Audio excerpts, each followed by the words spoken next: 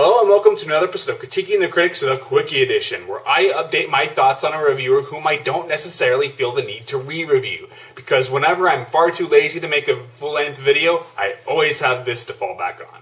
If you have not seen my full review of the movie preview Critic, watch it now. I was definitely a huge fan, finding him to be one of the few reviewers I deem important.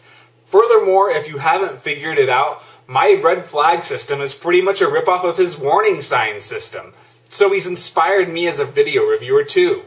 Over time, his format began to change. For one, whereas initially he was just a CR-esque voice, he eventually showed his face and, oh my god, is that a bald head under that hat? It's martial horror! That guy's a total douche. Wait, I'm martial horror. Does this mean that I'm the movie preview critic? Which makes you an imposter! Anyway, what I love about the fake movie preview critic is still pretty much the same. His intriguing insight, sharp criticisms, savvy information, and his ability to make one reconsider their thoughts on cinema in general. It's all just as great as it was before. Even if the final result is that he's wrong about something, I can always see why he would feel the way he does, which is far more important than just being right. The humor is just as amusing as it was before. The only difference now is that there is sometimes intentionally so bad it's good type humor, and of course he does it well. It just comes down to whether or not you like that.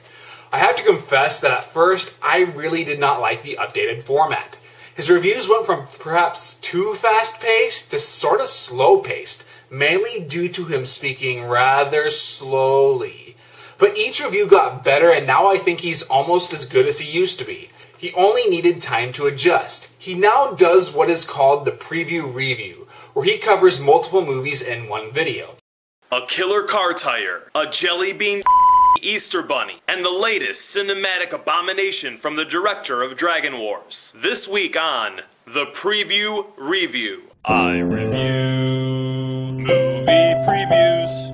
I think it's rather convenient as it means you can cover more movies at once. Plus, I don't think you can make a long, drawn-out review on every movie, so this makes things a lot easier. In a way, I'm reminded of Apollo Z Hack's new web show called Damn. The format has pretty much been abridged, but it's just as interesting and informative as it was before. The production values are still top-notch, and I like his use of the green screen. The theater setting I thought was a very nice touch. My only complaint is that I think the editing could use some work. There are a lot of jump cuts, and sometimes he appears to make a cut mid-sentence. But I'm sure he will improve on that as time goes on too, because he's definitely getting better. Right now I think the general quality is just at 3.5 stars. Still great, and I believe that he will continue to improve and eventually reach the 4-star rating. Well, presuming he actually comes out and makes another video, unfortunately he has been absent since May, which means I have to go out and kill Robert Million and consume his corpse. But if you want to watch any of the Movie Preview Critics videos, just check out the links in my description. My name is The Movie Preview Critic, and my motto is long live good movie reviewers.